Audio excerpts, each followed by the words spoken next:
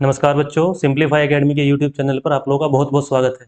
आज से मैं आप लोगों के लिए स्टार्ट कर रहा हूं कुछ इंटरेस्टिंग क्वेश्चन की सीरीज। तो हर एक चैप्टर के क्लास 10th मैथमेटिक्स के मैं कुछ इंटरेस्टिंग क्वेश्चन आप लोगों के सामने लेकर आया करूंगा।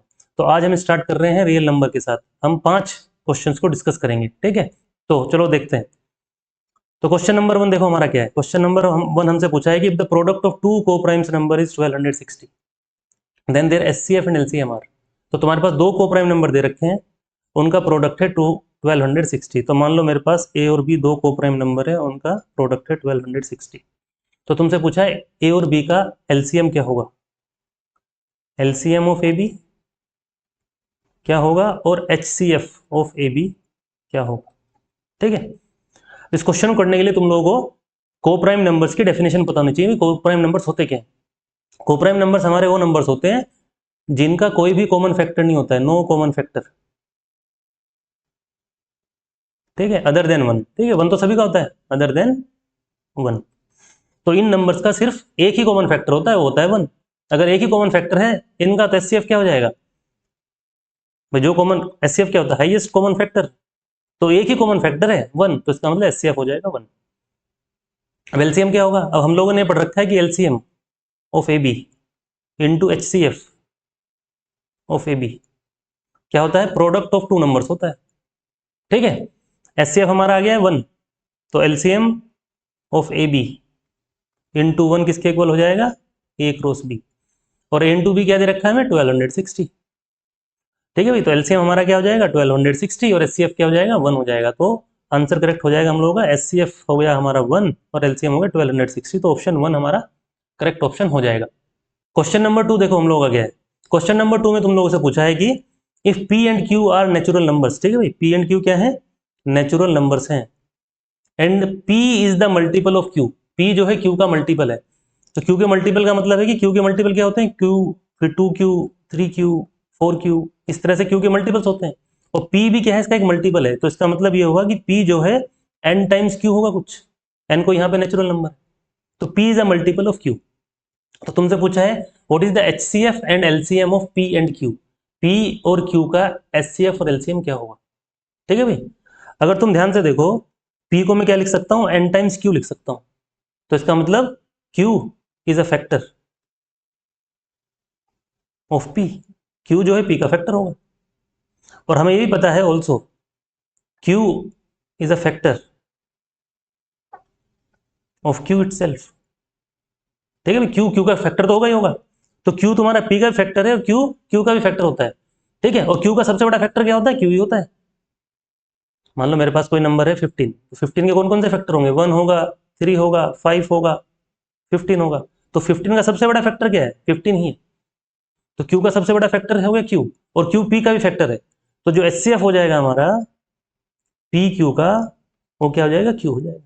क्यू, क्योंकि क्यू क्या है, सबसे बड़ा फैक्टर है किसका, क्यू का।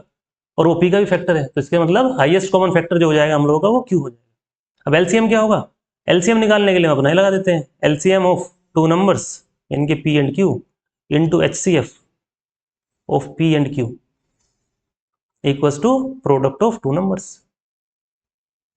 तो LCM of P and Q, HCF हमने निकाला है क्यू है, पी इंटू क्यू, क्यू से क्यू कैंसिल आउट हो जाएगा। तो एलसीएम हमारा किसके इक्वल आ जाएगा, पी के इक्वल आ जाएगा। एलसीएम हमारा आ जाएगा पी के इक्वल।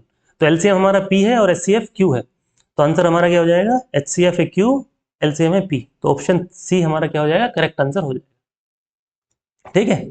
चलो नेक्स्ट क्वेश्चन देखते हैं, क्वेश्चन नंबर 3। क्वेश्चन नंबर 3 में तुमसे क्या पूछा है, a number Q is prime factorized as. तुम्हारे पास कोई क्यू क्या है, कोई नंबर है, उसका तुमने प्राइम फैक्टराइजेशन किया 3 square into 7 square into B, where B is a prime number other than 3 and 7। तो बी कोई भी प्राइम नंबर होगा, 3 और 7 नहीं होगा, ठीक है। तो तुमसे असर्शन और रीजन टाइप क्वेश्चन है। असर्शन में बोला है कि Q is definitely an odd number. Q जो होगा डेफिनेटली क्या होगा, एक ओड नंबर होगा। तो क्यू हमारा क्या है, 3 square into 7 square into B.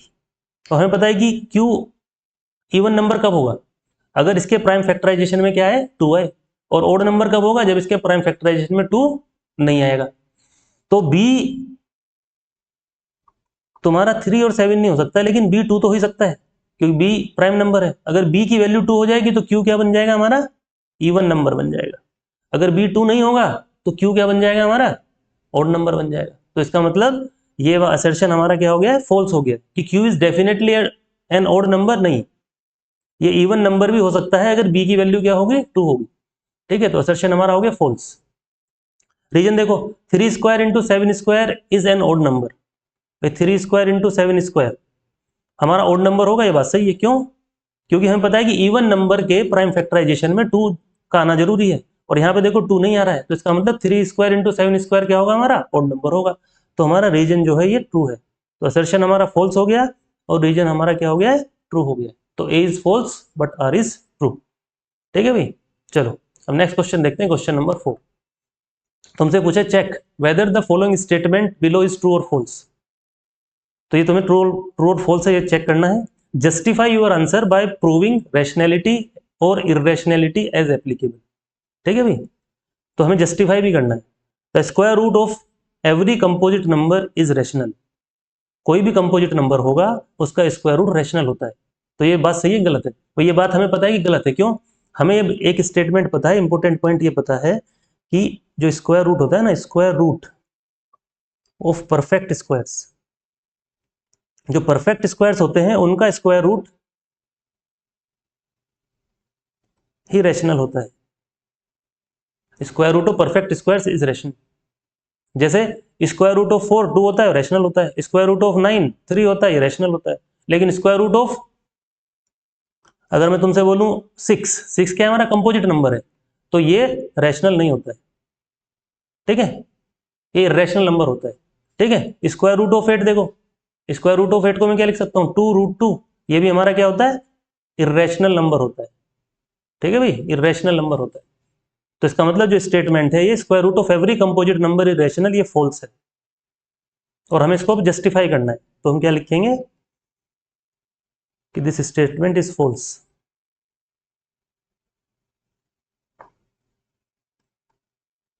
ठीक है, स्टेटमेंट फॉल्स है।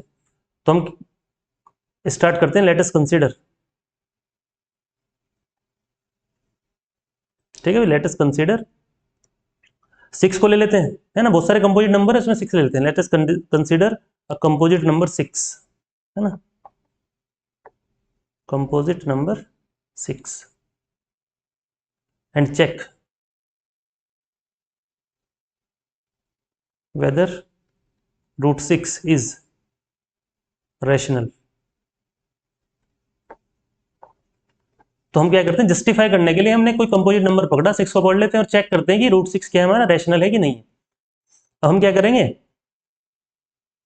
कॉन्ट्राडिक्शन वाले मेथड से इसको प्रूफ करेंगे। तो let us assume that √6 is a rational number.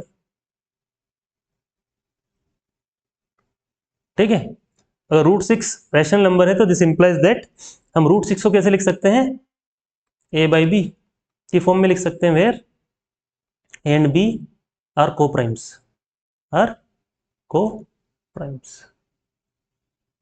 ठीक है भाई, √6 को हमने कैसे लिख दिया, a/b की फॉर्म में लिख लिया। अब इसको हम क्या करते हैं, b को इधर क्रॉस मल्टीप्लाई करते हैं और स्क्वायर कर लेते हैं। तो इसको हम ऐसे लिख सकते हैं, √6b = a। अगर स्क्वायरिंग करेंगे तो 6b² = a² आ जाएगा। इसका मतलब क्या हुआ, 6 जो है a² का फैक्टर है। ठीक है भाई, इसका मतलब ये होगा 6 जो है a² का फैक्टर है। ठीक है, तो हम ये बोल सकते हैं कि 6 डिवाइड्स, जो वो इक्वेशन है उससे हम ये क्या इंप्लाई करते हैं कि 6 डिवाइड्स a²। और हमने एक थ्योरम पढ़ रखी है, अगर कोई नंबर a² को डिवाइड करता है तो वो a को भी डिवाइड करेगा। इसका मतलब 6 डिवाइड्स a ऑल्सो। 6 जो है a को भी डिवाइड करेगा। अगर 6 a² को डिवाइड करेगा तो 6 a को भी डिवाइड करेगा। अगर 6 a को डिवाइड करेगा देन हम a को लिख सकते हैं 6 टाइम्स c, है ना, क्योंकि 6 a को डिवाइड कर रहा है तो 6 उसका फैक्टर होगा। c is some integer, c क्या है, कोई इंटीजर। तो a को हमने लिख लिया √6। अब देखो a की वैल्यू हमें ये भी पता है, अगर हम देखें तो a हमने क्या लिया है यहाँ पे, देखो a = √6b। अब हम क्या करते हैं, यहाँ पे सब्स्टिट्यूट कर देते हैं उसको। इसका मतलब हो जाएगा कि √6b इक्वल्स टू 6c। अब स्क्वायरिंग कर देते हैं दोनों साइड, तो 6b² इक्वल्स टू 36c² आ जाएगा, ये चला जाएगा। तो b² इक्वल्स टू 6c², तो इसका मतलब 6 जो है b² का फैक्टर आ गया है। This implies that 6 divides b², और 6 अगर b को डिवाइड करता है then 6 will divide b also, 6 b को भी डिवाइड करेगा, 6 b को भी डिवाइड करेगा। ठीक है भाई। अब देखो 6 a को भी डिवाइड कर रहा है और 6 b को भी डिवाइड कर रहा है, तो form equation 1 and 2।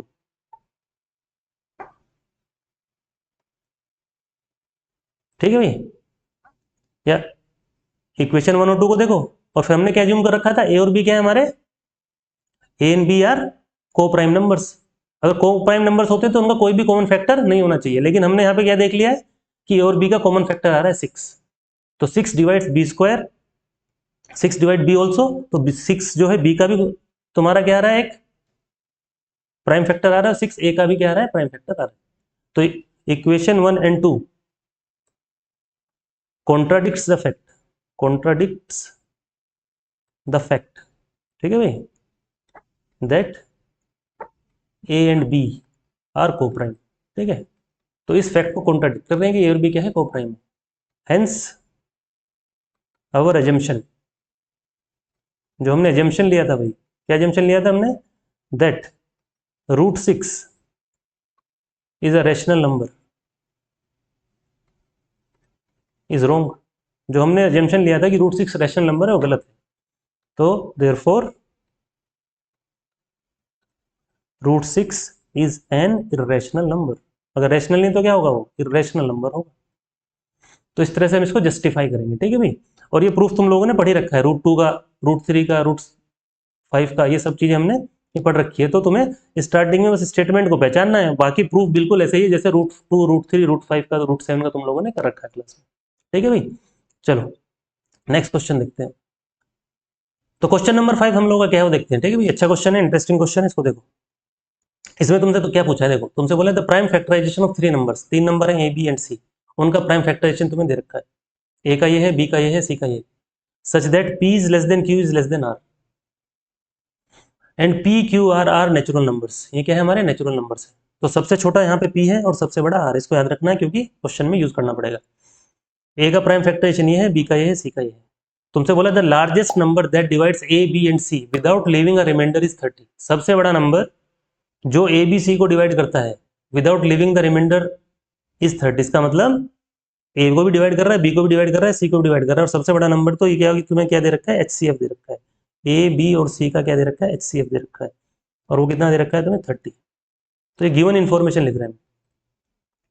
The smallest number that leaves a remainder of 2 when divided by A B and C is 5402। तो ये क्या बोल रहा है, तुम्हारे पास एक नंबर है 5402, इसको अगर तुम ए से डिवाइड करते हो, ठीक है भाई, ए से डिवाइड करते हो तो तुम्हारे पास रिमाइंडर आता है 2, और 5402 को अगर तुम बी से डिवाइड करते हो तब भी रिमाइंडर क्या आता है, 2 आता है, और इसको तुम सी से डिवाइड करते हो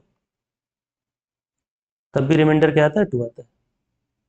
इससे जस्ट छोटा नंबर जो ए से डिवाइड हो जाएगा वो क्या हो जाएगा, 5402 में से 2 सब्ट्रैक्ट कर दो, ऐसे ही 5402 में से 2 सब्ट्रैक्ट यहाँ पे कर दो तो बी से डिवाइड हो जाएगा, और सी से भी 5402 में से 2 सब्ट्रैक्ट कर दो तो सी से डिवाइड हो जाएगा।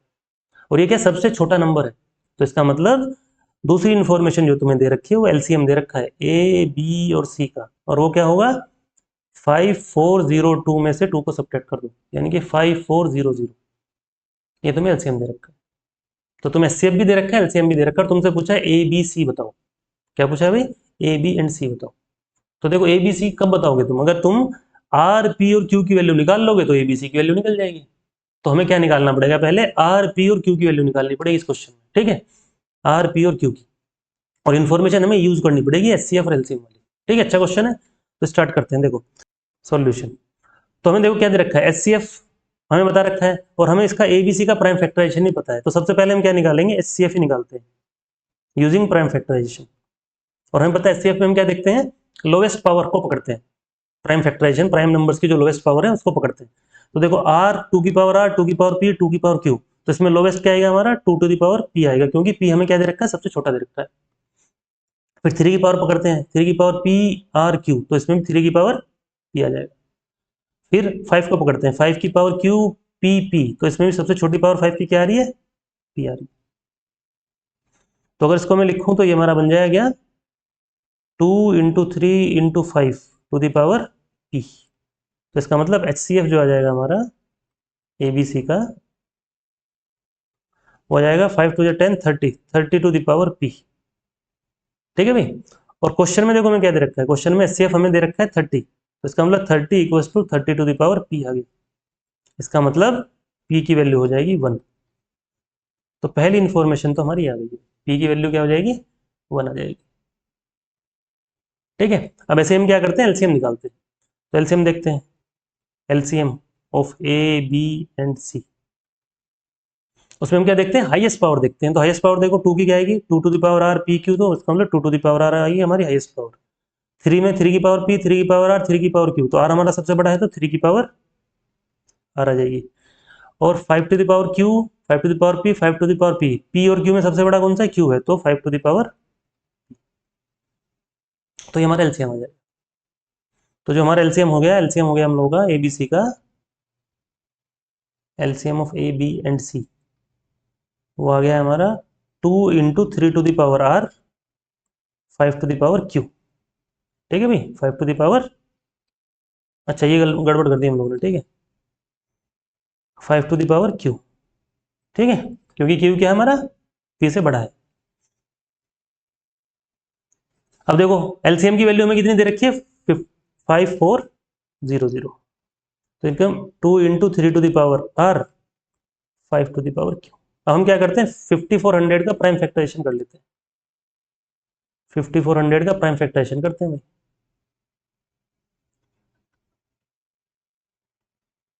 ठीक है,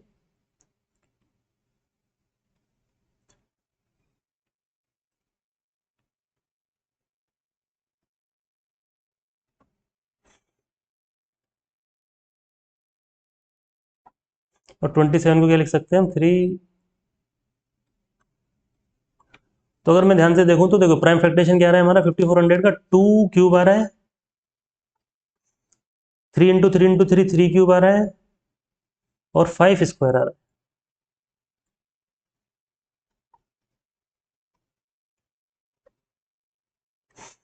इसको अगर मैं रीअरेंज करके लिखूं, देखो भाई 2 into 3 to the power 3 into 5 square, ठीक है, 2 into 3 to the power R into 5 to the power Q. अगर दोनों साइड कंपेयर करूं मैं, comparing both side, comparing both sides, तो 2 इंटू 3 टू द पावर 3 है, 2 इंटू 3 टू द पावर क्या है, यहाँ पे आर है, आर की वैल्यू आ जाएगी हमारी 3 के इक्वल, और 5 स्क्वायर है, 5 टू द पावर क्यू है, तो क्यू की वैल्यू हो जाएगी 2 के इक्वल। तो हमारे पास ये भी आ गया। ठीक है भाई, आर और क्यू भी आ चुका है, तो हमारे पास तीनों आ गए, पी भी आ गया है, आर भी आ गया और क्यू भी आ गया। ठीक है भाई, तो हम क्या करते हैं, अब हम क्या करेंगे, पी क्यू और आर की वैल्यू पुट करके ए बी और सी की वैल्यू निकाल लेते हैं। ठीक है, तो देखो ए हमारा क्या होगा, ए हमें दे रखा था 2 to the power R, 3 to the power P, 5 to the power Q. ठीक है, और पी की वैल्यू हमारी क्या थी, 1 आई थी। ठीक है, ध्यान रखना है, पी की वैल्यू हमारी 1 आई थी, पी की वैल्यू 1 आई थी, और 2 to the power R, 3 to the power P, 5 to the power Q दे रखा है। तो वैल्यू पुट कर दो बस सारे। तो 2 टू द पावर का मतलब हो गया 2 cube, 3 to the power P का मतलब हो गया 3, 5 टू द पावर क्यू का मतलब हो गया 5 स्क्वायर। तो इसको तुम करोगे तो 8 इंटू 3 इंटू 25, 25 इंटू 8 होता है कितना, 200 इंटू 3, आ जाएगा हमारा 600। ठीक है भाई, तो ए की वैल्यू आ जाएगी हमारी 600। बी क्या आएगा, बी हमें दे रखा था 2 to the power P, 3 to the power R, 5 to the power P. 2 to the power P मतलब 2 to the power 1, 3 to the power 3, और 5 टू द पावर 1। तो 5 इंटू 2 हो जाएगा 10 इंटू 27, तो बन जाएगा 270।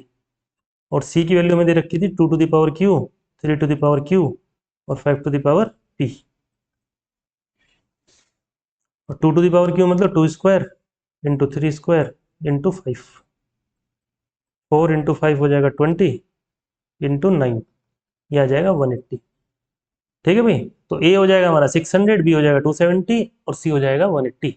ठीक है भाई। तो ये प्यारा सा अच्छा सा क्वेश्चन है, इसको प्रैक्टिस कर लेना। तो इसी तरह से मैं बाकी क्वेश्चन तुम लोगों के लिए अलग अलग चैप्टर के लेके आता रहूँगा। थैंक यू फॉर वॉचिंग, और अपने दोस्तों के साथ भी शेयर करो, सब्सक्राइब करो।